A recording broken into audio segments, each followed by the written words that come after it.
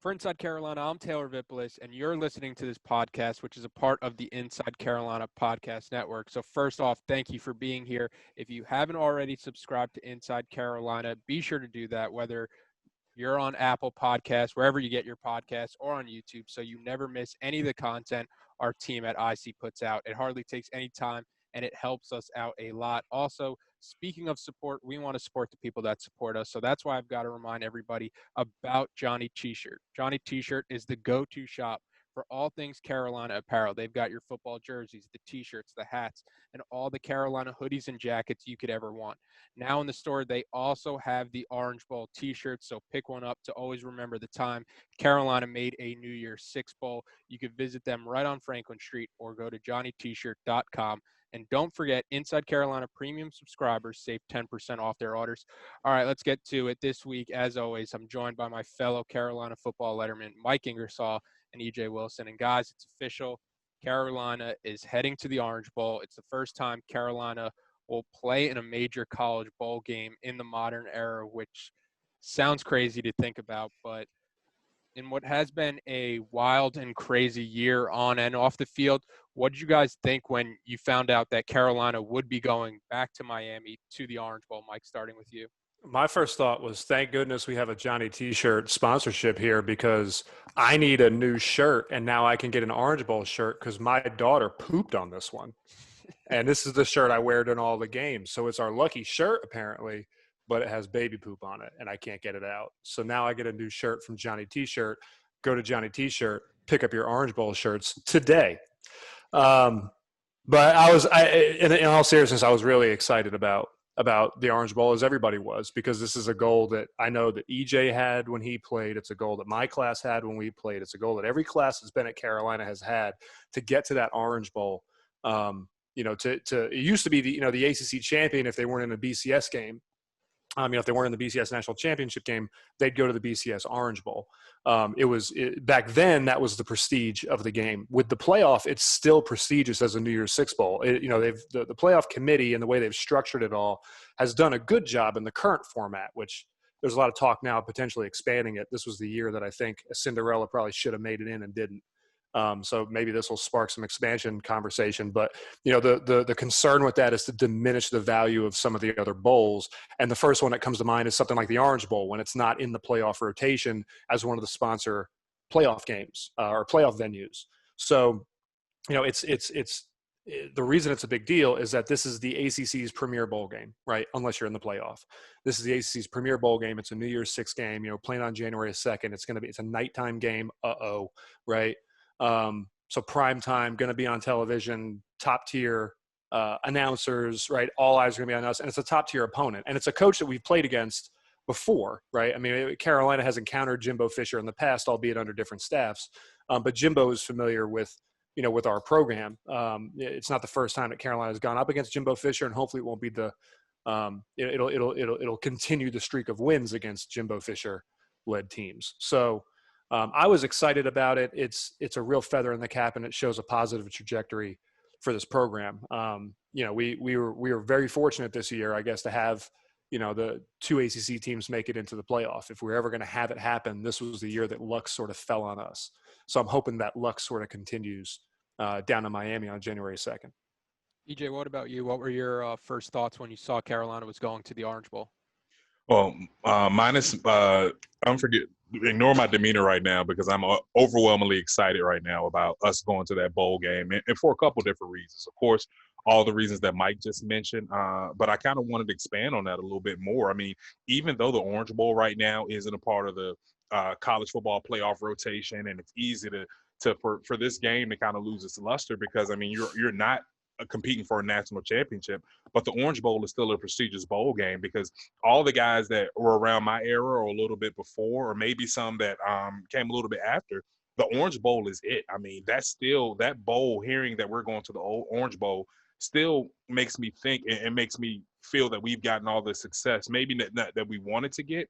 But if you think about where this program was last year, and even think about where it's 2 years ago, I mean, we would have never thought we would have been at the Orange Bowl game. We thought this was going to be another year for us down in Charlotte or at one of these obscure bowl games. I was talking with one of my friends who works for the athletic department at App State, and they had a bowl game yesterday in Myrtle Beach. So thank God that we're not on that schedule. And I still I think saw highlights. BYU played UCF yesterday. I didn't even know there was a BYU bowl game, and that exactly. was a top 25 bowl game.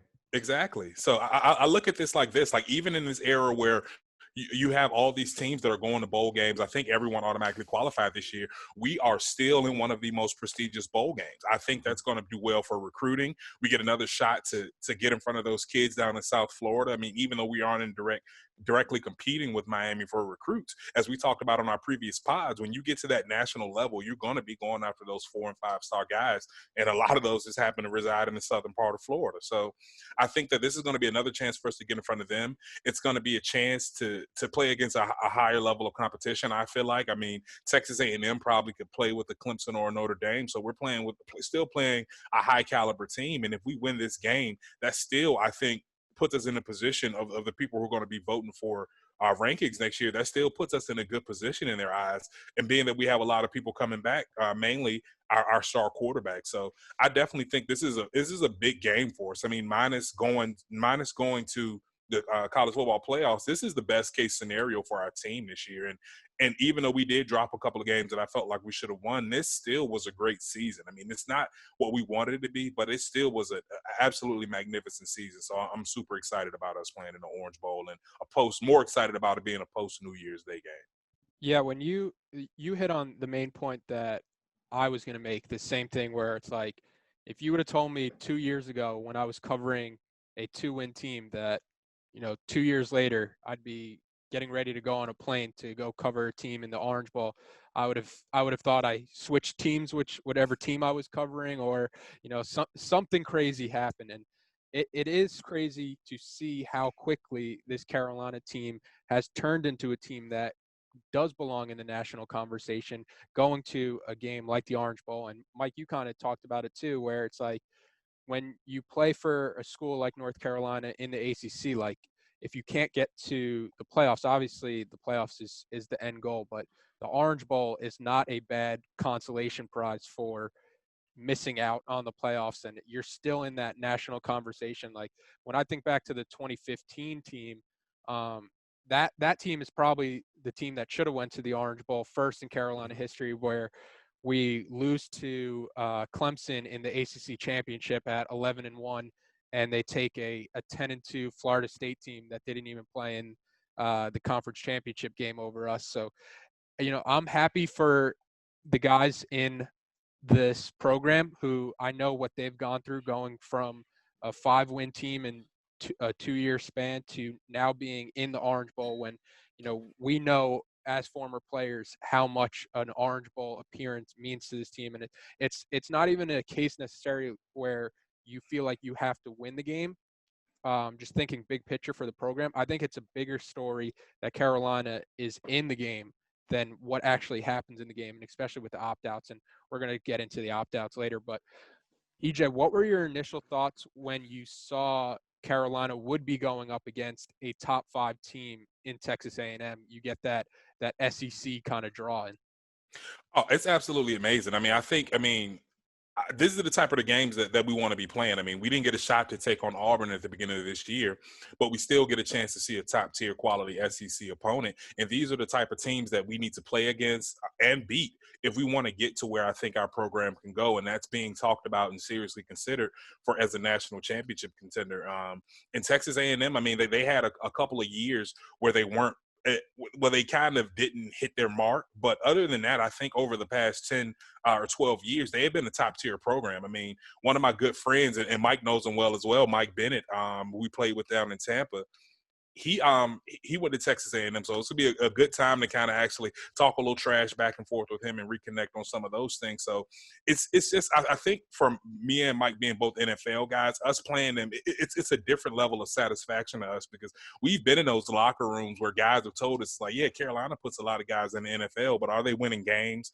Are they in these top tier bowl games? Are they playing after New Year's? And like, that's how we look at those New Year's 6 games. It's like you're not really in a bowl game unless you're playing after New Year. So that kind of goes back to the point we were just talking about. But I think there are going to be a lot more eyes on this game now. You have a Texas A&M program that's kind of trying to establish themselves in the SEC as like they were in, I think, the Big 12 that they were in, and us kind of coming out of the rafters. So I think there'll be a lot of eyes on this because people want to see if we're for real. Can we compete with teams on that level outside of our conference, or are we just a strong team for the ACC? And I think this will go a long way towards proving or disproving that. I honestly think that we're going to prove that we're more than just a top caliber ACC team. Some of the opt-outs are going to hurt. Our defense, I mean, Chazz Surratt's not going to be playing in this game, so it's going to be really interesting. I don't think they're seeing the full potential, but we have a lot of young guys, and I know we'll get into that later. They're going to come in. I think they're going to have a really good game. I got my eyes on number 25, Mr. Rucker. I think he's going to come in and show us what we're going to get over the next few years. So, I mean, this excites me. This is definitely – I think this is going to be a test of the bar of where our program is right now. What do we need to do? What type of players do we need to be recruiting? What type of X and O's adjustments do we need to make in order to better conform our offense and defense to the personnel that we have? So this will be a good test as well as a good reward for the players and all the work that they've been doing. As you mentioned, the older guys who are on that 2015 team and had some rough years, and some of those younger guys are going to be able to start off their career saying that, hey, this is what we did when I came in, and we can only go up from here. So I definitely think this is going to be a benchmark game in our program because of the game that we're playing in and because of who we're playing. Mike, you had mentioned the Jimbo Fisher factor. So what were your first thoughts when you saw that Carolina would be playing number 5 Texas A&M? Very similar to what EJ said, right? It's an opportunity to play a higher caliber opponent. And EJ's point about not being able to play Auburn early in the season is right. I mean, we need to be able to – the SEC is the top dog. Whether that's actually true on the field, right, or it's just fan perception and media perception doesn't really matter, right? The SEC is, by all accounts, the top dog. And we need to be playing the premier programs from the SEC, right? So not getting the opportunity to open the season against an Auburn, but getting the opportunity to close the season against a higher ranked, right, what played out to be a better team in Texas A&M, and having the opportunity to beat that team, I think that's another step in where this program needs to go. And this Orange Bowl berth is the logical progression, right? We had to fight to get into a bowl game last year, right? We took a big leap in a weird year with COVID and with recruiting and with off-season training programs and things like that, players getting sick, depleted rosters. Carolina didn't really have that issue. Carolina didn't really have a ton of COVID issues this season, right? So we were actually able to field a team that would have been fielded generally otherwise, with the exception of a couple of opt-outs and like a Miles Wolfork getting kicked off the team, right? But that's not COVID related. That's the type of attrition that you'll typically see. So we didn't get bit by the COVID bug the way that a lot of teams did. So we were able to field a team, right, that the fans can rest assured would have been, for the most part, on the whole, the team that we would have fielded this season. And that team had a lot of success. So for that team to show the kind of talent, depth, maturity, and success that it had, despite a couple of slip-ups against an unranked and frankly not very good Florida State team and an unranked and frankly not very good Virginia team, right? With the exception of those slip-ups, right? The product that was on the field this season was on the whole very good, particularly on the offense. And then we saw what the defense could be against that route at Miami. So taking that momentum and moving it into the Orange Bowl, right? The Orange Bowl is the next logical progression for a program that's trying to make it to the college football playoff, right? Because the playoff now, as opposed to the old BCS system, the playoff now is the echelon. Like, that is where you want to be. That's the goal.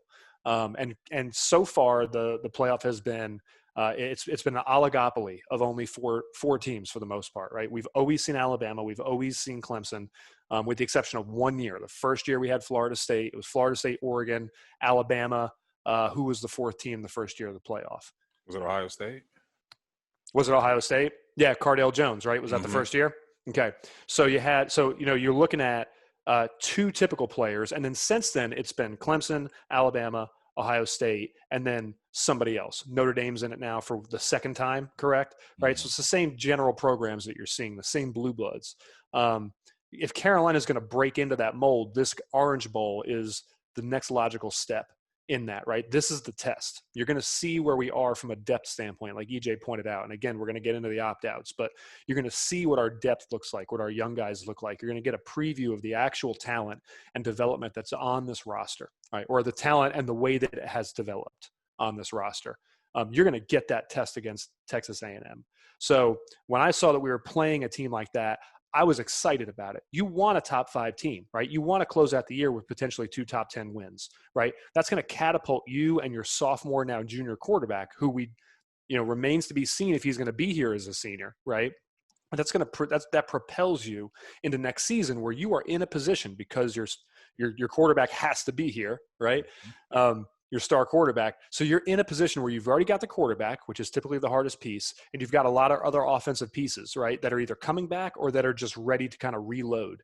And then on defense, we're going to see what this team's going to be. So it's going to catapult us into 2021, right? And we'll be in a position to actually have real expectations based on the performance in this game. We can either have real expectations, or we can be like a Texas, right? When they won that Sugar Bowl a few years ago, and Sam Ehlinger, I talked about this on our last podcast. Sam Ehlinger said, Texas is back. Texas is most certainly not back. Okay. We don't want to fall into that trap. We don't want to fall into the Texas trap, but that's one of 2 routes we're going to go. We're either going to be what Texas thought was happening to their program, getting back to where they typically are and where they should be. Although you can make the argument that Texas's football expectations have been a little inflated in the history of their program. But typically what you consider to be Texas a top tier program, that's where they thought they were going back to, and they stumbled, and they haven't gotten back anywhere near they were a few years ago with Ehlinger and that Sugar Bowl.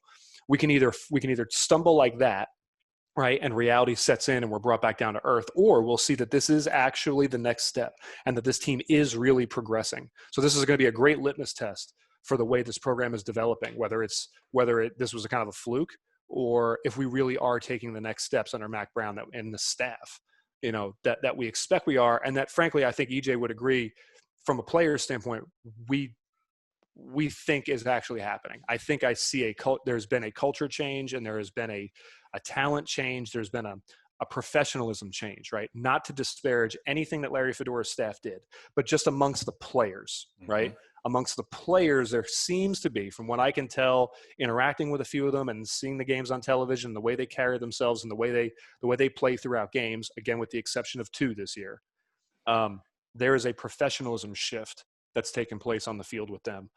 I think that's more indicative of positive trajectory than it is this being a fluke.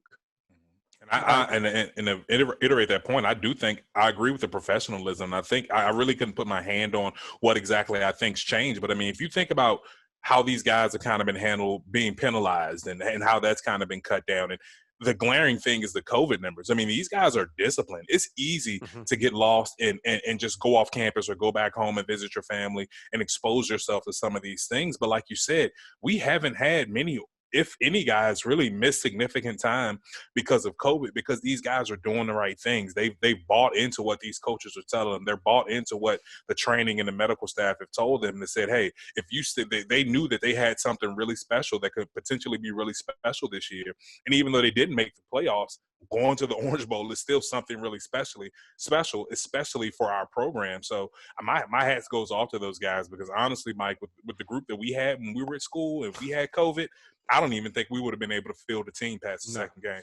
And I'll tell you what, Mac mentioned in his Orange Bowl press conference the other day that there was a team meeting that took place, a players called team meeting, players only meeting that he wasn't even aware of earlier in the summer, where some of the senior leadership pulled everybody together and said, listen, COVID's a thing. We want to play this year. You're to the young guys, right? If you want to be here, you're not going to go out, you're not going to party, you're not going to do dumb stuff. You're not going to put yourself at risk of not being able to play, not being able to be on the field, right? So if you want to play, these are the rules we all have to agree to and we all have to follow internally. The players did this, right? And if you don't want to be here, that's fine, but get out. Right? Go party, do whatever you want to do, but just get out so we know who we have. That is a level of maturity, and that's a level of professionalism, right, that I think is indicative of positive changes in the program. And for Mac to say that he didn't even know it had happened, I mean, that's possible. Those sorts of things happen when we played, right? But, really good, mature teams have those meetings and then actually stick to the things they talk about. It's in those meetings. One thing to call the players only meeting to say, oh, we've got control of our program and oh, we did this, right? It's a whole nother to actually do it, set goals, and then stick to them. And it looks like this team actually stuck to the goals that it set for itself, not the goals that the coaching staff set for it. Yeah, that kind of goes back to the point we've kind of made all year where like Mac Brown deserves a lot of credit for this turnaround, but you don't have this kind of turnaround without the senior leadership from guys like Michael Carter, Chazz Surratt, Tamon Fox, the Patrice Renees of this team. And just kind of adding to the point on Texas A&M, this is a chance to knock off a huge name. And I'm not sure Texas A&M is the 5th ranked team in the country right now. I'm not sure whether or not that's completely justified, because you look at a team like A&M and they have the 13th best total defense in the country, allowing only 316 yards per game. But then when you look at some of the teams they've played this year, it's Vanderbilt, Yeah. Mississippi State. They haven't played a Arkansas, lot, right? South They- Carolina, They LSU. barely beat Florida. They got blown out by 4 Auburn. touchdowns to, Alabama, who's blown everybody out. Yeah, and Auburn, Tennessee, and then I'm gonna just go through the passing yards that they've given up in these games. Vanderbilt, Seals passed for 150. Against Alabama, Mac Jones passed for 435. Florida, Trask passed for 312. Mississippi State, Rogers passed for 219. Arkansas, Franks passed for 239. South Carolina, Hill passed for 66 yards. LSU, Finley passed for 118 yards. Auburn, Bo Nix passed for 144, and then they closed out the season against Tennessee, where Stout passed for 104 passing yards. So when you're listening to all those names, Carolina, the offense Carolina's bringing in is a lot closer to the Alabama Mac Jones, where he's thrown for 400 plus yards, or the Trask 300 plus yards, than a guy like Hill at South Carolina who's thrown for 66 yards. So I think some of those numbers are inflated. Oh, that's why that staff got fired. I get it now. I see. So you get the big name team in Texas A&M with their 5th ranked number behind them, but it's not exactly like they're beating Murderers Row. And no, it's a little like we were number 5, right? Yeah, and despite the opt-outs, like, this Carolina offense is still prolific. It's still historic, no matter who's back there, as long as Sam Howell is making the trip. And the last time I checked, Sam Howell is making the trip. And that kind of leads into the next point that I wanted to make, where at the time of this recording, Carolina is a 7-point underdog. And I think you guys can speak for it with your experience as well at bowl games. But besides the obvious talent factor that comes into play with bowl games often come down to what team wants to be there the most. And you have a team like Texas A&M who just got snubbed from the playoffs. They wanted another chance to lose to Alabama 56-24 or whatever that score was. I don't know why they're making such a stink like they were going to do something against Alabama. But you have a team who obviously had higher goals, Texas A&M. You have their quarterback Kellen Mond saying it's a joke that they didn't get into the playoffs, versus a team like Carolina who's playing its best football late, and it's playing in arguably the biggest bowl game in school history with another chance to slay a top 10 opponent. How do you think that kind of factors into the game, Mike, starting with you? Yeah, so bowl preparation is kind of drudgery. The whole time you're kind of what's on your mind is the flight and the hotel and what are we going to do when we get there, right? It's Miami. In a normal year, right, there'd be a lot of distractions for the Orange Bowl. Those distractions aren't really going to be there this year. There's going to be a lot of restrictions on them when they get down there. This is going to be a business trip. In the way that you hear players talk about this is a business trip. This really is a business trip. There's nothing else to do but play football. There's nothing else to do but practice, prepare, be in your playbook, and be in your game plan, and then go play the game. There's nothing else to do down there. Despite all the glitz and glam and the lights of Miami, nothing's going to actually be happening down there because of COVID. So this is an opportunity for Carolina to go down and really maintain their focus and put a good product on the field.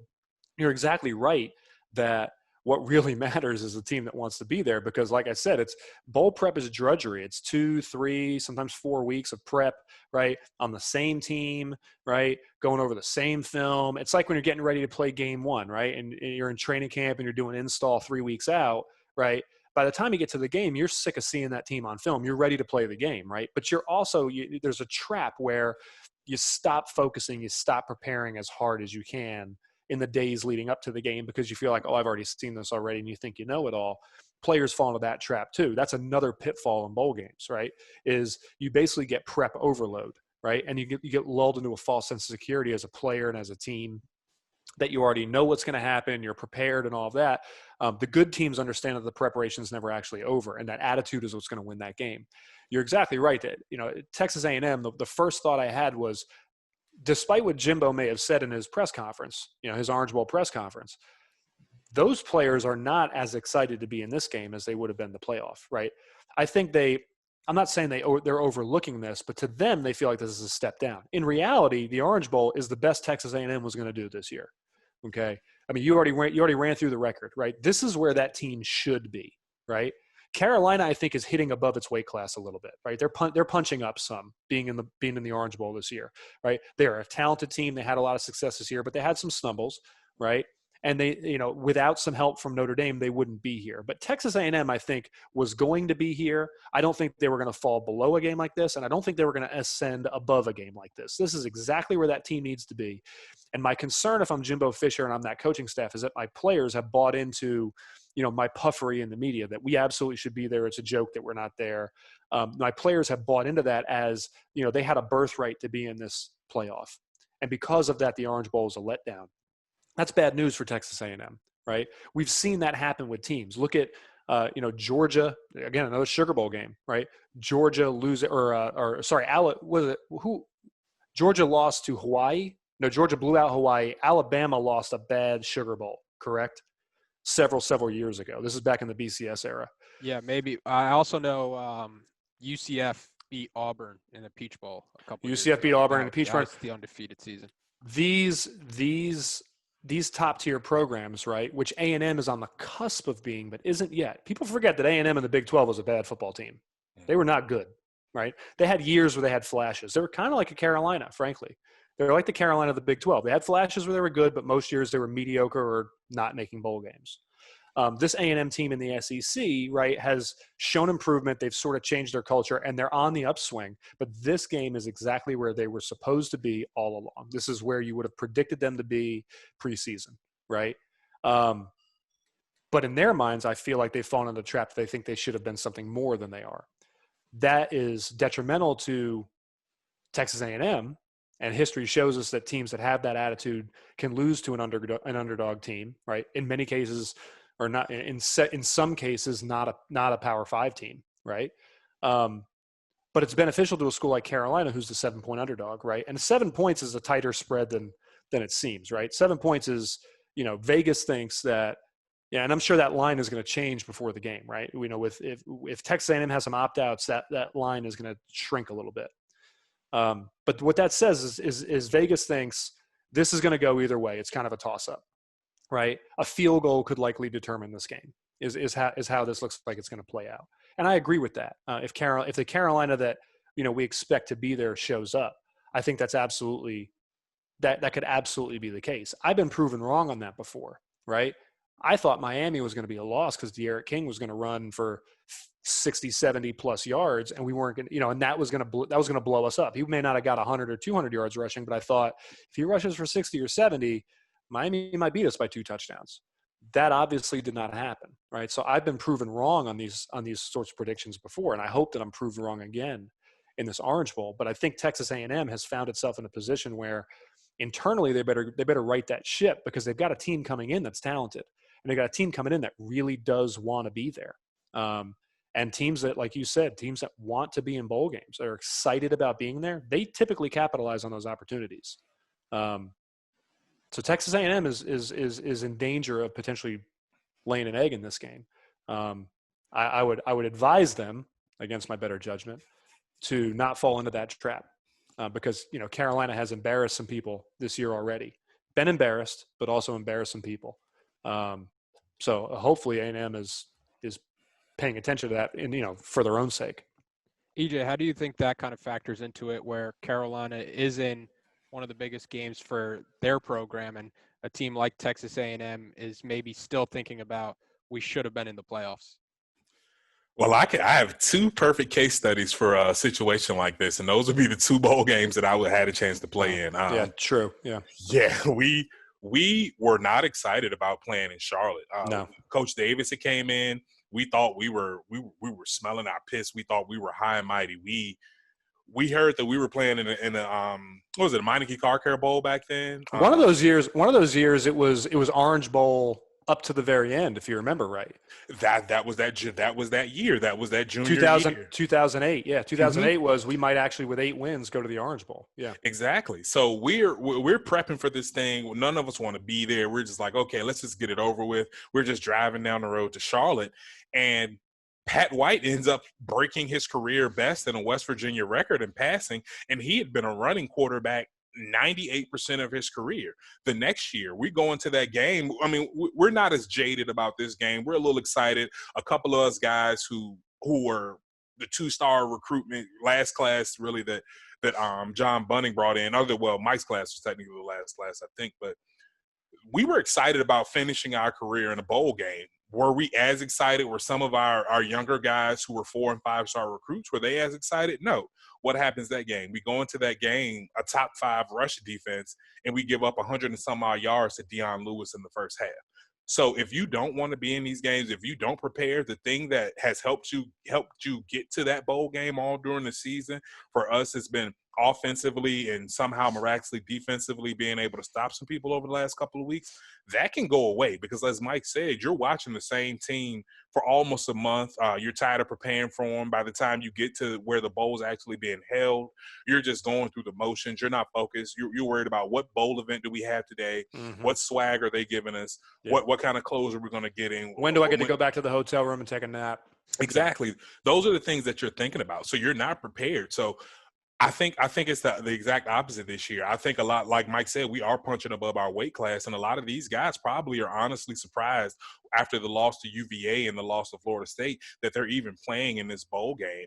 And like you said, none of these guys are really there to witness some of that early Larry Fedora success, the 2015 ACC championship game, and some of those other things. So I don't think that they've tasted success enough to be jaded. And this goes kind of back to the professionalism that this team has shown. I do think that they're going to take a workings man mentality into this game and not just see this as, hey, this is this being here is enough. This is a reward for the great things that we've done this season. I do think that when you start talking about some of these higher level recruits, these guys want to win championships. They're not content with going to a school, being an all-ACC player, or being drafted. A lot of these guys want to go to these schools and they want to win. So I think a lot of these kids are going to be thinking, hey, this is our step into the limelight. This is our first little taste of what success can really give you. So I think that they're going to be fully locked in. Nothing else tells me they're going to be fully locked in. Nothing tells me they're not going to be fully locked in. And I think even with some of the opt-outs that we're having, I honestly think that we're going to see maybe a potentially better performance from some of this defense because we're going to have some fresh legs out there who are going into the game knowing that they're going to be playing the bulk of the snaps, knowing that they're going to be the starter and filling in for some of these guys. So I think they're going to take that on their chest and say, hey, this is finally my opportunity. I've sat back. I studied the flow of the game. I studied film. I know the offensive and defensive systems like the back of my hand. So it's going to be a time for them to go in there and step in against a team that's jaded and does not think that they should be here and thinks that they deserve something better. So this could be really bad for Texas A&M, and it could be something that really lights a fire under our team for next season and the seasons to come. Yeah, the 2 points that I had off that were, I'm glad you mentioned how your team didn't feel like you wanted to be at the It's bowl 100% true. 2008 because similarly, the bowl game in 2014 where either you're playing at a lesser bowl game or in a city you really don't want to be in. Oh, Detroit, Little Caesars Bowl. Pizza. Quick Lane Bowl at the time. It was. Oh, yeah. Because I remember all my gear is with like tires on it. Yeah. But I remember like we got some of that. We got to the Quick Lane Bowl. It was like the game was December 26th, so we're in Detroit the whole week at Christmas. And we're just sitting there in the players' lobby like, what the hell are we doing in Detroit right now? Like, we're playing against Rutgers. Like, let us just go home for Christmas. Nobody wants to be here. And I think that was kind of an indication for how the game went, where we lose to Rutgers 21-40, where we're getting embarrassed by a team that has struggled ever since then. And then, we kind of struggled leading up to that. What are you talking about? Outside of a couple of Ray Rice, they were struggling that morning. outside of a couple Ray Rice years, Rutgers has been a down program. So it was don't remind us. It was just embarrassing to be in Detroit. It was embarrassing to be playing Rutgers, and I think we looked like that out there on the field. And then the second point you made is just how this week is different, or how the bowl week will be different for the guys, because they're leaving. I'm pretty sure they're practicing a normal week in Chapel Hill, and then they're leaving a Thursday or a Friday right before the game. So it's like a normal road game for them, where if you put any of the teams I played in for a week in Miami, that first night where you normally don't have a curfew, and the second you get off that plane, they're handing you that like $600 per diem. A lot of the guys on our team are spending that $600 that night. $600.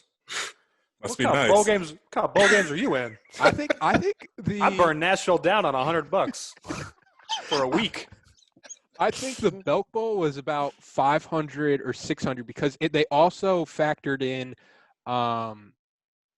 traveling. That you guys don't want to be there? Mm-hmm. Oh, so they were trying to make you happy because you didn't want to be there? The travel money to get to Charlotte. So, like, we had – Oh, that's right, yeah. So, because they let us go home before then. So, like, I was coming from New York, so they had to give more money from New York. So, I remember we showed up to Charlotte the first night, no curfew. I lived 20 minutes from the hotel. So no curfew, like a week before the game. I'm like, I just got handed $600, no curfew, in a fun city like Charlotte with all my boys. So that was a good time. So I think Carolina, you're going to see more focus from a team in a bowl game where you don't have all the extracurricular activities and you don't have all the bowl events, and you're not worrying about, where do I have to be at a certain time. We're getting off the plane. Like, this is the way this team handles this game is going to be exactly the same preparation that they just had 2 weeks ago when they're going to the same city, they're going to the same stadium, probably staying in the same hotel, where it's going to feel like, basically deja vu for this team. But the biggest storyline from the Orange Bowl so far has been on Carolina's side. It's been with the opt-outs. Michael Carter, Chazz Surratt, and De'Ami Brown all opting out for this game. What did you guys make of their decision to sit EJ, starting with you? This is actually a conversation that Mike and I had through text. It's a really interesting thing because, I mean, if I'm just speaking for myself personally, the passion that we had in that program, and it's really kind of similar to some of these guys where you actually help see a program turn around from from winning 3 games to consistently winning 8 games. I want to finish that out. I want to play in the biggest bowl game in my school's history. I mean, even if you're thinking about it practically, I mean, if you come back once your playing days are done and you want to coach there or something like that, and you remind them that you were a part of the biggest bowl game in Carolina history, that goes a long way. So me personally, I would have wanted to stay and finish. But I've also never been in these guys' shoes where they could potentially be first or second round draft picks, finish out a childhood dream that they have. And with Chazz Surratt, it's even more special because he and his brother can both be drafted in the first round. So I honestly cannot say that I would have made a different decision than some of these guys made. It's a real tough one because it's like, do you finish out? I mean, you make a commitment to a program when you first start that you want to finish out. And that's what a lot of the older guys, a lot of the boomers want to come in and talk about. Oh, these guys made a commitment to this program, yada, yada, yada. Well, scholarships are 1 year at a time. Scholarships are not for 4 years. Scholarships are 1 year at a time. So every year, this guy is pledging a 1 year at a time. And honestly, if you want to look at it like that, but all these guys have paid their just due to this program. They finish out this regular season. They've done great things for these programs. So I won't dare sit here and speak as a fan, as someone who wants my team to have the best chance to win, to go out there and say, oh, these guys should be playing, they know better, because this is one game. These guys are talking about the futures of not only themselves, but generations to come. With some of the talent that I think these guys have and the professionalism that we mentioned, taking that to the NFL, coaches are going to love them, and they're going to either stick around. They can go and be a starter like Gio Bernard was, or they can go and just be a special teams guru like Brandon Tate was and still have a wonderful 11-year career. So it does kind of suck, but on the other hand, this is not the situation that I would have left my team in. They have talent behind them. Like, this is the only thing that I think that they're taking away mainly is experience and actually knowing what they're going out and seeing. EJ's just said our depth sucked, but go ahead. I mean, you call a spade a spade. Other than not, I won't say that about our defensive line because I had to stave off a first rounder my last 2 years in college and Quentin Copel. So I do think we were deeper then. But if you think about it, linebacker, if we didn't have a Quan Sturdivant or a Bruce Carter or a Kevin Reddick or a guy like that, if they opt out and don't play, then that completely changes everything. I mean, that's so that's LSU for us, right? I mean, not Bruce and Quan, but that's LSU for us. Yeah, Well, everyone was gone. Having to call on unexpected guys, yeah. Exactly, and that's a game we should have dominated as well. So, I mean, I'm happy for these guys. I think that part of the Carolina legacy and part of building a program is having those ambassadors in the NFL and having guys that when some of these high school kids have watched their college football and on Sunday when they're sitting here watching guys making plays and they say, oh, that guy went to Carolina. I want to go there and be coached the same way that he was and be a part of that program. So, I mean, this is also another form of a recruiting tool. So I really think as a fan, it's really how you choose to look at it. As an alumni and a person who's been through the NFL process, I definitely respect what these guys are doing, and I would give them the advice to go ahead and do that. I think all these guys are probably on track to graduate, I think. So, I mean, or if not, they can always come back and get their degrees. But I commend them for this decision. It's going to suck, but I do think we have the talent to kind of overcome some of these things. It's going to take some creative game planning on the defensive side, I think. And I think a lot of the plays that we're called are going to have to be tailored towards maybe guys like Des Evans, Chris Collins, Tamon Fox, to get some of those guys involved, and Jeremiah Gemmel, and get some of those guys moving around. But I still do think we have a great chance to win this game. So I support these guys' decision to opt out and start preparing for the next stage of their life. Yeah, I think it's interesting kind of thinking about that point where Carolina needs a player like Chazz Surratt to be a first-round pick, to be a home run in the NFL more than they need his performance in the Orange Bowl. So I thought that was kind of an interesting perspective to take. But, Mike, what were your kind of thoughts on the opt-outs for Carolina? Yeah, I mean, again, same as EJ, right? Initially, my gut reaction was, man, a couple of these guys are captains, right? What kind of message does that send to the team? But then I remember who those captains are, right? And the message that they have sent to the team all year long is their commitment to the team and their commitment to the program and their commitment to the staff and to the success of this team. They are Chaz and Michael specifically are guys who could have left when Mac Brown came in, right? And they didn't have to be here. They chose to stay and they chose to build. And I think their performance on the field all season long, their body of work shows their commitment to this team. As a fan, I want Diami and I want Chaz and I want Michael there. I want them playing because they're three of our best players, right? Offensively, it's a little less of a hit. I mean, Michael not being there as the two-headed monster at running back, right? Let's hope that Javonte sticks around and doesn't opt out last second. But if assuming we have Javonte, he's going to have a much bigger workload. We're going to see if Javonte can be an every down, every carry back, right? Yeah, he's a 1,000-yard rusher, but that's splitting carries. There's a tempo and a game plan thing that goes into that. Who's the other guy going to be? Is it going to be Elijah Green, right? Is it going to be British Brooks? Is it going to be Henderson? Like, who's it going to be back there with him? Who's going to be the guy that shows up? This is the type of situation, though, I think that the silver lining for the other players on the roster is it creates opportunities for some of those guys.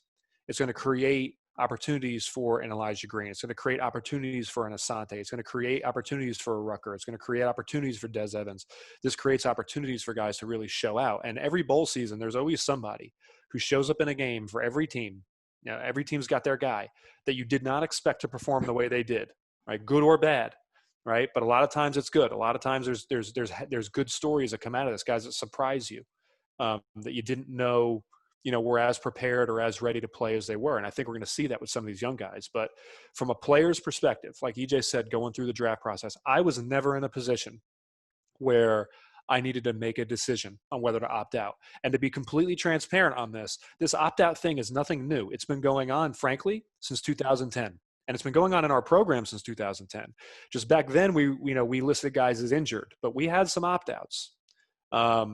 This was the insurance, right? So players, so that fans understand, top draft picks can get insurance on themselves in the event that they get injured, right? And they lose, their insurance pays out whatever their their general draft prospects were. So if you're projected as a first rounder and it's pretty solid, not like you're a first rounder on a McShay board, but you're a third rounder on a Kuiper board, and you're a second rounder on a 247 board or something, right? But you are for just using this for illustration, if you are a hardcore first rounder, right? The analysis then becomes for your insurance payout, where would you have fallen and what would your signing bonus have been? And that's what your insurance payout is. And it's treated a lot like compensatory damages, right? From a lawyer's standpoint. So it's treated a lot like compensatory damages or any other type of insurance payout, where it really just makes you whole. So from a taxable standpoint, that income typically it's not treated as taxable income or ordinary income, right? It's just treated as something that puts you back to where you were, puts you back to square one, and makes you whole as a person. So there's generally not tax liability with that. From at least in the instances that I've seen, everything can be different. This is my lawyer caveat. I've written a couple of those policies, Mike. You're right. It depends, right? But for the most part, it's just a compensatory deal. So, a lot of guys started taking those policies out. 2009 it started. 2010 it got really popular. And then the opt-out thing started in around 2010. But again, like within our own program, we listed guys as injured, not opt-outs. And they may have had a nick or a cut or something here and there. Maybe they had an earlier surgery they were recovering from, but they could have played, but they chose not to for their draft prospects. At the time, selfishly going into the Music City Bowl, I'll use my own personal example. Going into the Music City Bowl, I was pissed off at a couple of guys for doing that. I thought this is the same thing that a lot of the fans on the message boards, unfortunately, have spewed out. I felt it as a 22-year-old kid, right? You're turning your back on us. Like, you've been one of our leaders. You're turning your back on us. But I didn't think of it as, well, Mike needs the film. Like, Mike right now is a late round free agent projection. Mike Ingersoll is not a draft lock. So Mike Ingersoll needs the film. I have to play. I don't have a choice. Whether I wanted to or not, I was going to have to play that game. Most guys have to play the game. I wasn't in their shoes, right? I wasn't a top half of the draft prospect, right? I didn't have to make those tough decisions. There's a lot of things that goes into that, right? Number one is, I don't want to get injured.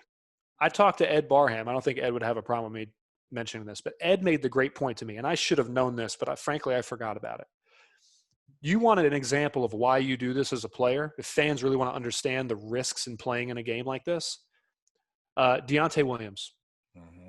Javonte was a hardcore first-round pick. That kid was the top-rated safety in the draft on a lot of boards. Okay, Javonte had the opportunity to, you never know how a career is going to pan out. But if he had played the way he was capable of playing, Javonte could still be playing football right now. Javonte broke his leg against Tennessee, never played football again. Right? His career was over. Now, whether he had an insurance policy or not, that's personal to him. None of that really matters, because I'm sure Javonte would have loved to keep playing football. That was taken from him, right? But he decided to sell out for the team. He wanted to play. He was a projected first-round pick and decided to play that game. And the worst-case scenario that could have played out for any player played out for Javonte. So Deontay's the anecdote. He's the example. Jake Butt from Michigan, another one, right? You haven't seen Jake Butt hasn't been a star in the NFL. He was definitely a Mackey finalist. I don't know if he won the Mackey Award when he was at Michigan, right? But he was one of the top tight ends in the country, right? He blew his knee out against Florida State in that Orange Bowl that Carolina should have played in, right? Where's Jake Butt right now, right?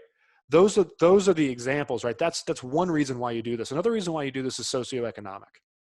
Fans need to, remove themselves from their own personal lives and their own personal experiences, right? Some guys and their families need this. Some guys and their families need them to not get hurt, right? And they need them to go to the draft and get that guaranteed money and that signing bonus, right? So they can take care of some people. They might have sick parents at home, right? They might have family members that need help, right? They may need to pull some people out of some stuff, okay? And I'm not in a position to speak on behalf of those people, but those realities they exist. Right. So that's another thing. Jason Staples brought this up recently too, that there are socioeconomic factors that fall into this, right? And factor number 3 is that, these, and it's not really a factor, but it's a consideration for the fans that might have an opinion on these guys opting out. I have no disillusion that this decision was made flippantly. These were well thought out, difficult decisions for these guys to make. Again, you're talking about You're talking about some of these, two of these three guys are captains, right? All three of them are star players, and they know the team needs them. They know the team is potentially more productive with them on the field, right? And they have sweated, they have bled, they have killed themselves and endured some really negative down times to get to this point, right? Turning their back on their teammates was absolutely a consideration that factored in. I don't want to do this to my guys from a personal standpoint, right? How is this going to affect my teammates? How does this affect my legacy? So I'm sure these guys thought about, how does it affect my legacy, my reputation in the program amongst the fan base when I come back to school for games and to visit, right? Am I going to be looked at differently? Those are things that are considered, and they have to be, right? But there's a lot of other, again, difficult things that have to go into a difficult decision like this. Socioeconomic factors. Am I going to get injured? Where am I projected in the draft, right? The NFL is fleeting. And, people hear the joke, right? And NFL stands for not for long, the not for long league. And that's true. EJ and I can tell you, right? It's absolutely true. You have a very small window to make as much money as humanly possible. Kobe Bryant is my example for this. People got mad at Kobe for taking a max contract with the Lakers and he blew up the roster. Why wouldn't Kobe have done that? His career was coming to an end, right? And he had a small window. For him, it was about 20 years, right? But that's a blip in the life of most human beings. He had a small window to make as much money as humanly possible. These guys coming out in the draft have an even smaller window. NFL players have a much smaller window to make as much money as humanly possible, to take care of themselves, to take care of their families, and to put themselves in a position to have a better life, right, than they otherwise would have, right? Why would you not take that opportunity? So again, from a personal standpoint, as far as the opt-outs are concerned, no, I didn't want them to opt out. I want them to play. I want to see the best product on the field. And this is a point that EJ made to me in a text, and he's absolutely right, right? I want to see them play. Why wouldn't I want to see them play? I want this team to win, right? But this is one of those personal decisions, right, where you have to have understanding and you got to step away from yourself to really look at it. And from a player's perspective, from a fan's perspective, I want them to play. From a player's perspective, if I was in those shoes, like EJ said, I can't tell you I would have made a different decision. If I was a first round projected tackle, I might not have played against Tennessee. I mean, why would I risk being Deontay'd, right? Or ending up like Jake Butt? Why would I risk that? Yeah, I think it's fair for fans and people to be disappointed that their favorite players and Carolina star players aren't playing when it comes to those three. But I think that's where you kind of have to draw the line and not get personal and not call these guys selfish, because they're not. Yeah, none of those guys are. Calling them selfish, it's like, yeah, they're leaving the team before a bowl game, but they're setting up their family potentially for generations and generations to come. Where you look at a guy like Chazz Surratt, and I've seen him now projected late first round, early second round, where if he gets hurt, he's falling maybe fourth round. And I know the thought is like, and he's a guy who's been hurt before, right? Yeah. It's a real risk for him. The thought is like, why did he play this year? Well, he didn't have to play this year really either. Like, his brother opted out. The fact that he played this year was already a plus in a weird year with COVID and everything going on. So I think, and it's also a case where, yeah, Carolina's in the Orange Bowl. Yeah, it's a huge game. But Carolina isn't in the Orange Bowl if it isn't for Chazz Surratt, Michael Carter, De'Ami Brown, guys like that. And it goes back to the point where I think their long-term success is more important for this team than anything they could do in the Orange Bowl, where you'll remember more if those guys go on to have Pro Bowl careers, and the impact for the program will be more when they come back and it's positive. And I think looking at it from a teammate perspective, I've seen a lot of people, kind of try to put words in teammates' mouths on message boards and on social media. But it's also a case where it's just like if a player transfers, like, they're transferring because it's the best situation for themselves. Like you guys mentioned, Michael Carter didn't just pack up his bags and leave Chapel Hill without saying goodbye to anybody, or somebody like Chazz Surratt. Like, it's a case where they're making the best decision for themselves after consulting the coaching staff, after consulting, their families, after consulting teammates. And yeah, these decisions are made in a vacuum. That's a great point, right? Yeah. Like, you consult coaches. And I remember and I'll give one more example. I didn't mean to cut you off here, but I talked to Hakeem Nicks right in 2008. I remember we were at practice, and I talked to Hakeem, who is a very good friend of mine to this day. And so I don't think he'd have a problem with me telling the story either. But I talked to him at practice one day, and it was, is Hakeem going to stay or is he going to leave? Is he coming back for 2009 or is he not? And I remember I asked, I was like, Hawk, what are you going to do, man? And he was like, Mike, man, I tell you what, boy. I talked to Coach Davis, and Coach Davis said, if I'm looking at first round, I got to go. So I ain't telling you what I'm going to do right now, but I'm just going to tell you, I got some good stuff happening. I'm like, okay. And I took that as what it was, right? But what I got from that conversation was that he talked to Butch, right? And this is Mac is advising his guys. My point is coaches advise their players on the same stuff. If you're projected, if you're a center, I use this example. If you're a center and you're a projected mid-round pick as an underclassman, you got to go. If you're a projected first-round pick or second-round pick as an underclassman, you got to go, right? Because your draft stock can't really go much higher than that. Centers don't typically get drafted much higher than the mid-rounds. Once in a while, you got a Pouncey or someone goes in the first round. But there's like one guy if you're a center, right? So if you're projected mid-round as a center, you got to go. If you're projected early round as a skill player or a lineman, you got to go. These guys have projections, and this is, they got to go. They played a whole season. They got to go. But they take advisement from people you wouldn't expect, right? A lot of times they've got coaches telling them, yeah, we need this for the team, right? Selfishly as a coach, for my contract and my incentive structure, I need you to play so that we have a better chance of winning and I get a payout, right? But for you, the best decision is to go. And a lot of times they're getting advisement from coaches. They're getting advisement from outside sources and trusted advisors, right? So again, these are not decisions that are made lightly. Hakeem didn't leave in 2008. Right? Lightly. He loves Carolina to this day. You don't need any more. He's back all the time. Everything he owns is Carolina blue. That dude loves Chapel Hill, but he left because he had to, right? His stock wasn't getting any higher than it was. His stock wasn't getting any higher than the first round. So he had to go. And guys like Chazz and Michael and Diami, they got to go. And it starts right now with the Orange Bowl. So they can get ready for the draft and they can maximize their opportunities because you're right, Taylor, it is better to have them have long pro careers than to show out in one game in the Orange Bowl and get hurt. It's better to have long pro careers from a recruiting standpoint and from a program prestige standpoint. That's why Alabama keeps reloading.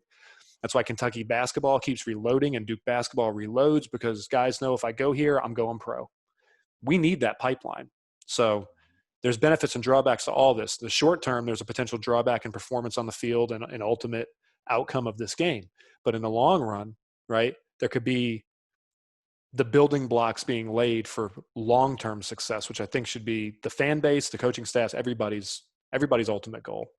Yeah, when you're not in the playoffs, this is just a drawback to playing big boy football, big-time football, where guys are going to the NFL and looking out for their best interests and their family's best interests in a game where it means a lot to the program and to the fans, but in a one-game perspective for these guys, it's not worth jeopardizing future millions. And one thing I remember always being told about college football, it's still a business. Oh, yeah. Like, we had so many coaches and coordinators leave before bowl games because they got a better job, a better paying job at a better program.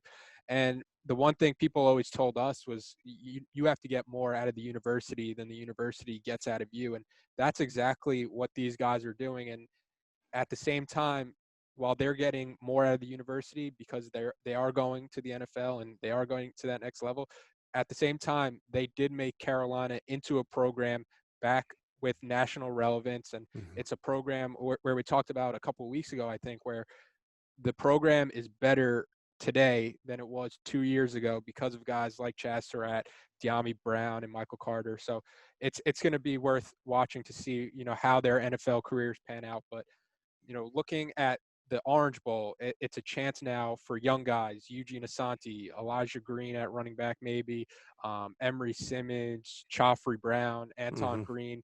And it's almost become a look-ahead game now to the 2021 season. EJ, what are you kind of expecting from this Carolina young defense and maybe Eugene Asante, especially where he's kind of been in this limited role and now going into this game, he's starting?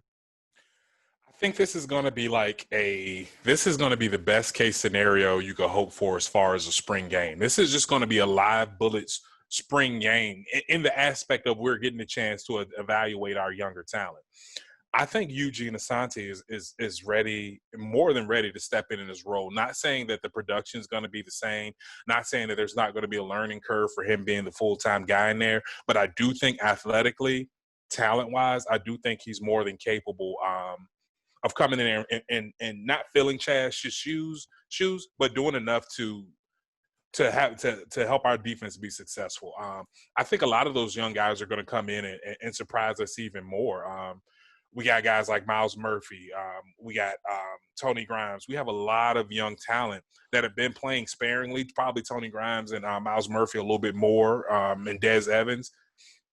You have those guys that have been kind of peppered in and have been making splash plays. And that's what you really want to see from those younger guys. You want to see splash plays. You want to see plays where we put you in the right situation. This is the play that you know. This is the package that you know. This is where we can put you in and have you go out there and play freely and play with your instincts and see what type of plays you can make. So I think that we're going to see a lot of that. And I think that our defense is going to, as I kind of alluded to earlier, I think a lot of our play calls and situational defense is going to be tailored to some of that new talent being inserted into our lineup. So I think you're going to see more blitzes. You're going to see these guys moving more. I don't think that Coach Bateman's going to put these guys in a position where they have to sit back and read most of the time. I think they're going to give these guys an assignment. You hit this hole hard. Your brother's going to back you up and is going to have your back and sit back and read and do whatever he needs to do what the play call calls for. So I definitely think this is going to be the best. This is the best case scenario right here. I hate that those guys aren't going to be playing, but I do, like I said, I do think that these guys are more than capable. So what I expect to see a defense that's flying around. I expect to see these guys highly, highly energetic. I think they're going to be super excited to play in this game. I think the younger guys are going to be super excited to actually have a chance to go and start and knowing exactly what their role is going to be. They know that they're not playing because of an injury or anything, that they're actually part of the game plan. And I think that's going to boost a lot of the guys' self-confidence. So, and we saw against Miami with a lot of those young guys plugged in there what our defense could potentially be. I mean, guys are making plays all over the field. So I don't think that with Chazz being all everything for our defense, missing him is going to hurt, but I think it's going to give us a chance to really see what we really have. And I think that collectively what we have to back up Chazz could really supplement what he's not going to have. And even moving forward to next year, I think that these guys have a chance to even put better things on tape than Chazz did. I'm very careful about how I kind of mention that because I don't want to overlook kind of that now that Chazz is not playing for Carolina anymore. I don't want to overlook this and say that he wasn't a great player or that he wasn't very important for our team, because he was. But I do think that these guys, because of sitting back, watching his play style, watching how he prepares, and watching his leadership style, I think that we're going to be better for that. So we were talking about earlier, what kind of legacy are these guys leaving behind? I think those main three that we're talking about are opting out. Those are the guys who have the least to worry about with their legacy. Michael Carter's a guy that, I mean, being that him and Logan were the same number, it seems like he's been in Chapel Hill for 8 or 9 years, but this is a guy that fans know. We watched him progress. We watched him grow. Chazz, I mean, that story's been told 1,000 times. And a guy like De'Ami Brown, I mean, he's from Virginia, so I mean, I know who he is anyway, but these kids left an impact on this program. They broke records. They led their teams. They have a great relationship with their teammates. So it's not an easy decision, but I do think that they're going to be there to support these younger guys. De'Ami's a Charlotte kid. I don't know why I thought he was from Virginia. I think I'm thinking of Daz. someone else. Yeah, I'm thinking of Daz. Yeah, Mike has to claim those Charlotte kids. We got to claim them, man. We got a little message thing going on the side. 704. Fans don't want to read what's in this little message thing. You know. But yeah, so I mean, I'm more than confident. I mean, on the offensive side, I don't even think we need to mention about the talent that we have coming up behind De'Ami Brown. I mean, we still have Javonte, and I think this is going to be. I'm almost thinking in my mind that Michael Carter says, "Hey, I'm probably the guy that's solidified to get drafted. I'll opt out of this game just so you can get a full game of carries." And from everything that I'm hearing, I mean, you saw a tweet come out from Michael Carter that he was like, "Yeah, I got first team, but did y'all see that Javonte got second team?" Like, he's more excited for that guy than he is for his own self. So I really do think that he's unselfishly taking a back seat, saying that, hey, I've put in my work. The guys know what I can offer. The only questions about you are every down back. So go out there and prove it. I don't think this is a situation where these guys are just not involved with practice or not around the program or not helping these guys out. These guys are still coaching up these younger guys, telling them what they're seeing. So their fingerprints are still all over this program. So like I said, I'm expecting to see an excited bunch that's going to be well prepared for Texas A&M team on January 2nd. It's crazy how Carolina can be missing two guys on the offensive side of the ball, Michael Carter and De'Ami Brown, and there almost doesn't feel like there is that much of a worry from an offensive perspective because of how historic, because of how good Sam Howell is, because of how good Javonte Williams is, because of how much depth Carolina has at the wide receiver position, where it does feel like they can kind of take a hit at those positions where, you're not that worried about their offensive production. And it's going to come down to how does Carolina replace a guy like Chazz Surratt, because I think I have full confidence in what Coach Longo's doing from an offensive perspective. And kind of like I mentioned before, if Sam Howell is getting off that plane in South Beach, I'm going to take North Carolina, and I'm going to like North Carolina's chances in that game. But I'm glad you mentioned the All-ACC teams, because that's where I was going to go next, where 6 Tar Heels were named to All-ACC teams. On the first team, you have Michael Carter, De'Ami Brown, and Chazz Surratt. And the second team was Sam Howell and Javonte Williams. And then the third team was Joshua Azudu and Michael Carter as an all-purpose back. But, Mike, can we talk for a second about Javonte Williams getting absolutely robbed? Yeah. Hosed. So, I mean, ETN makes the first team because of his body of work. I mean, that's it. ETN makes it, and because Clemson is Clemson, right? And they're playing for the national championship. What fans need to remember is that a lot of these all-conference awards it's not that they're political, but there's not really a better word for it. Circumstantial. That's a better word for it. They're circumstantial. Ohio State puts more people on the Big Ten all-conference team, I'm sure, than any other Big Ten team year in and year out. Southern Cal and Oregon probably put more people on the all-conference team than the rest of them. Alabama puts more people on the SEC all-conference team, I'm sure, than any other SEC team. This is just – and LSU last year, I'm sure, put more people, right? That was LSU's year to have more people on the all-conference team than some of the other teams. It is circumstantial. The success of your team and the success of your program and the reputation of your program does help in getting these all-conference awards. There is a bias towards that. It's an understandable bias. It's not necessarily fair. I can speak from personal experience that all-conference awards, I think, are BS. When I played, I saw some folks make some teams over me that I vehemently disagreed with based on total production and film. But that wasn't my decision to make. So a lot of it, and the guys that got nods over me played for more historic powers. They were guys from Miami and from Virginia Tech and Florida State. And those are your traditional powers that were in our conference. And, they got the benefit of the history of those programs over me in, what I assume were close races, for those nods and for those awards. So that happens to guys every single year. And that's not sour grapes. That's just a personal experience, right? It's my life turned out fine. But, to explain what sort of happened to Michael Carter or to Javonte, there's a bias. Number one, I think voters don't want to put two guys from the same team and, two guys from the same backfield, right? Giving both of them the first team award, when there's 2 running back slots, give both guys from the same backfield, both those slots on the first team. I think there's that's going on there. I think ETN has been a consistent, steady player and a spectacular player, frankly, for Clemson for a long time. And he had a good year this year. I don't think he had the production that Javonte had. I don't think he had the impact on games that Javonte had. So you can look at it that way. I mean, he got the nod because he's older. He's accomplished more throughout his career. He's a household name in the ACC and nationally. So, so I think a lot of that factored in. The fact that Javonte made second team, I think he looks at, and the voters probably looked at, and the fans should look at, and I'm sure the coaching staff looks at, is just first team part 3. All right. There's not a third running back slot on the first team. So they gave it to Javonte as a second team. Right. But, with the understanding that he is as good and capable and deserving of a first team selection as anybody else. That's sort of the stuff that goes on, with the voters, and a lot of those voters, I will say, they do as good a job as they can evaluating players, but doing some of the stuff I can say that, having votes for some awards and things like that and superlatives. Since I've left college, I've realized that, the attention the attention doesn't go into certain positions that you think it should, right? From some of the voters. That also factors into it somewhat. That voters that don't necessarily know exactly what they're voting on, or really kind of what they're looking at from a film standpoint or from a TV copy standpoint, which is typically all they have. They will, if they're on the fence about something, they're going to side with the established program and the established name. So that's a long explanation, as all of my explanations are, as to why Javonte got shoved onto the second team when he absolutely was the other first team running back this year. And I don't think there's any rational argument against that, except that ETN is an established name at an established program who's playing for most likely a national championship this year.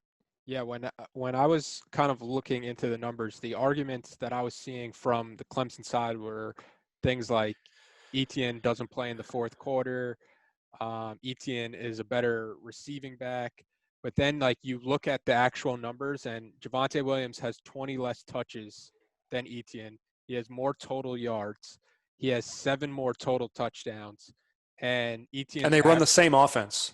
ETN's averaging 5.6 yards per carry.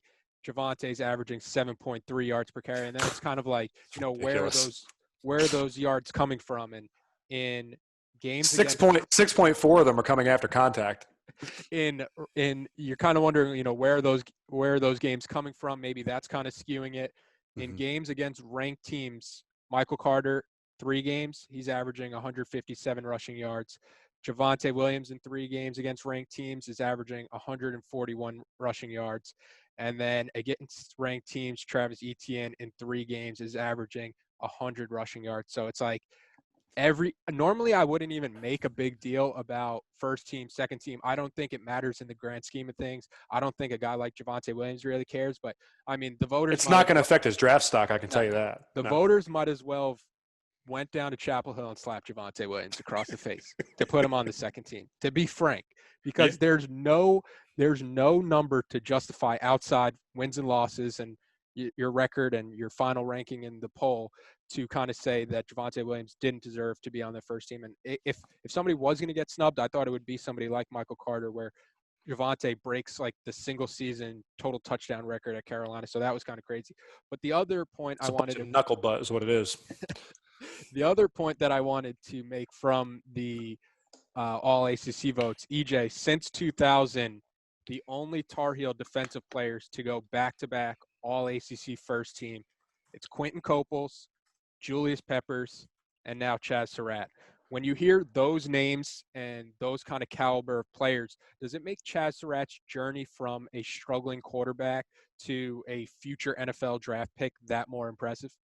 Heck yeah. I mean, I think he's going to have the most impressive story probably of any Carolina defender. I mean, we hear the stories about Julius Pepper doing speed and conditioning training with the skill people and hopping right in line and going to do it, which beating the receivers, yeah.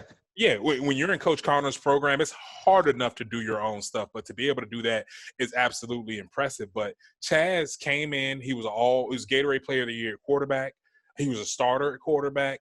He comes in, he has a terrible game, gets hurt, turns his career around to be one of the best linebackers to really ever, I think, even with his small body of work, one of the best linebackers talent-wise to step on the field for Carolina. So I don't know who's to say that his career is going to be a Julius Peppers career. I think that Julius had a 1 in 1,000 type career. I mean, the only other person I think body of work you can compare him to defensively at Carolina would be a Lawrence Taylor. So, but I do think that his story is going to be one that's going to be told a million times at Carolina. There will be, as long as Chazz plays 5 or 6 years in the NFL, there will be something in our hall telling his story. There will be pictures of him around. That's a great recruiting tool to take a quarterback, someone who's never really been exposed to linebacker, to those positions are really 2 extremes if you think about it. Quarterback's job is to not be physical, stay clean, don't take unnecessary hits. As a middle linebacker, your job is to be the quarterback and inflict punishment. I mean, I know we don't like to talk in those terms when referring to football these days, but that's really what the job is, to inflict punishment. So, I mean, do you play linebacker, you got to have a screw loose. I mean, that's what they've always said, especially middle linebacker, right? I mean, oh, yeah. I played with a guy, Javon Belcher, who had an unfortunate obviously his death was very unfortunate, but I played with Javon in Kansas City briefly, and that dude was the epitome of screw loose on a football field, right? I mean, you could just see there's a twinkle in his eye, like Lawrence Taylor's got that twinkle, right? I mean, you've seen it. Like, to play linebacker, you got to have there's something going on, and and Chazz, sticking his nose in there like that. You're right. It's a tale of two positions between quarterback and linebacker, and he had the whatever that was, he had the bug in him. He had the ability to do it, and you would have never known it when he was a quarterback. Yeah, definitely. He's one of those guys that can just do it. I mean, like Mike said, you do have those linebackers that Kevin Reddick's got that thing too, by the way. Kevin Reddick hit like a truck. Yeah, Kevin is one of those guys that's super calm off the field, but if you get between the paint, he's an absolute madman. And I mean, that's how it is. You have those guys like that, and you have guys that can just do it. I think Quan Sturdivant and Bruce Carter were the exact. Those guys, when you talk to them, if you're on the field, even in a huddle with them, you would not think that these guys were the most confident as they were and as capable as they were, because they were two very humble guys. They were honestly both quiet guys. I mean, Quan now is not quiet at all, but Bruce is still a relatively quiet guy.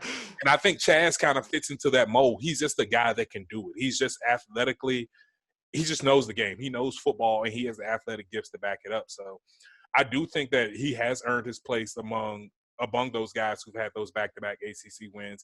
I also think he's earned his story, like the Choo-Choos, the Julius Peppers, the Lawrence Taylors, the guys who have a legacy at Carolina, the Darian Durante, for people the guys don't talk about, who had an absolutely wonderful career at Carolina. As a CFL folk legend. Oh yeah, had a truck named after him in Saskatchewan. Had a Durant Edition F-150 that you could only buy in Saskatchewan. How about that? Yeah. For anybody who's younger on this podcast, if you don't know anything about Darian Durant, aka D Block, please look him up. He's a Carolina legend. But I think Chazz is going to be mentioned with those guys. So I mean, it's hard to see a guy like that go, but you're also always grateful and gracious about the time that he spent there and the fact that he chose to spend that time in our program and elevate it to a place where we didn't 2 years ago. We wouldn't think we'd be playing in the Orange Bowl. So, I mean, my hats go off to him, and I think he deserves any roses that he gets from that program. It's definitely an awesome story, and I think you're right, where he'll have something in the Hall of Honor in Keene Football Stadium, where I kind of wasn't thinking about that before, but you have a guy go from a quarterback who looked like he was on his way out to now a late first round, early second round type pick. So there's got to be a Chazz Surratt type of section in the Hall of Honor. But Mike, with it being the 10-year anniversary of the Music City Bowl next week, you have a long form article dropping today on Inside Carolina with a player's perspective of everything that went down in 2010. Can you tell the fans a little more about that to kind of close out this podcast? Thank you, Taylor. Yeah. So the 2010 season and the NCAA investigation have been reported on ad nauseum, obviously at the time and really since then.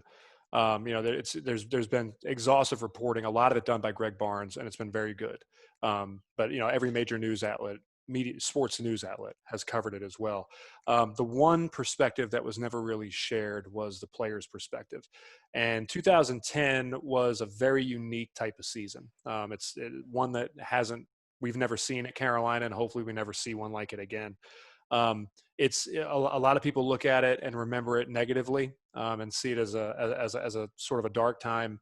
But for the people who were involved in the program, like me, from the player's standpoint, the story is a little different. The narrative should be a little different. It was a season of a lot of positives. There was a lot of great takeaways to take out of that season. Primarily, the effort of that coaching staff to keep everybody together and to prepare and have us prepared to be able to play and to go out and perform, shorthanded, and the players to not get distracted and to go out and to pull out what turned out to be a successful season. I used to tell people that, that team was projected to potentially play for a national championship. When we watched Auburn lift up the trophy in Tempe, Arizona, at the BCS National Championship game, it was a gut punch to a lot of us. Season was over at that point, but we all watched it, and texting back and forth with guys, it was a lot of "we should have been there" type of talk.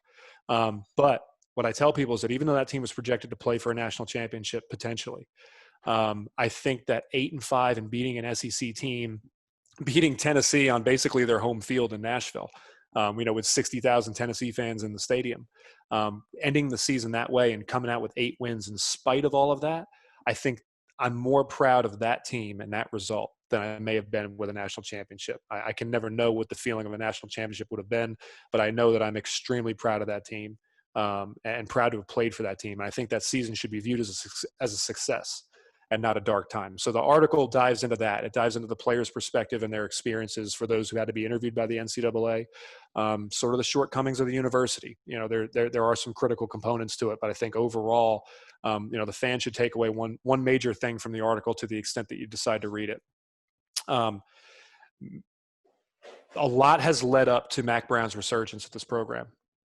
We are proud as former players. I think EJ will agree with this. We are very proud of the trajectory this program is on, the work product that Mack has put on the field, the types of men who are coming out of the program and the coaches who are leading the program. We are, you know, that team in 2010 had its eyes set on some pretty lofty goals, right? And the team felt like it was heading towards, the program felt like it was heading towards some pretty high highs. Mack currently has us on a collision course to the highest highs the program's ever seen, higher than we could have ever, than we imagined in 2010, and that we actually reached in 2010. But 2010 is a, you know, it's not a sour grapes thing. This is one step in the progression to getting to where we are now, to the success that we're seeing now, right? That was part of what helped us get here. I feel like this program needed that year. We needed that. You know, as much as we hate to say it now, you know, that set the stage for the comeback story that we're seeing now, and the path to the highest highs that it looks like Mack has us on. So it's really just to tell that story from the players' perspective, sort of their experiences, which I feel like hadn't been expressed at any point through media reporting, you know, until now. So that's coming out. I believe that's dropping about midday today. You know, please take a chance to read it, and hopefully it'll give you a little more appreciation for what you're seeing in this team that's going down to the Orange Bowl. You know, they deserve a ton of credit. Mack Brown deserves a ton of credit for what's going on, overcoming some of the things that we had to experience 10 years ago, which the residual effects were still being felt when Mack took over that program.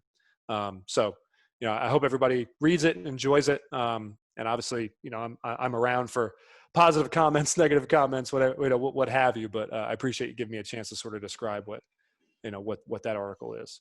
Looking forward to reading it, and everybody should take the time to read it sometime before the bowl game, as Mike said. And guys, that's all I have for you today. In true positivity pod form, we go the longest ever with no game to talk about. So we'll be back, I guess, in about 12 days to talk about the Orange Bowl, with the Orange Bowl 10 days. We'll drop that next pod after the day after the game. But guys, awesome catching up with you, and hope you guys have a happy holidays. Same to you. Happy holidays. Thanks, Taylor.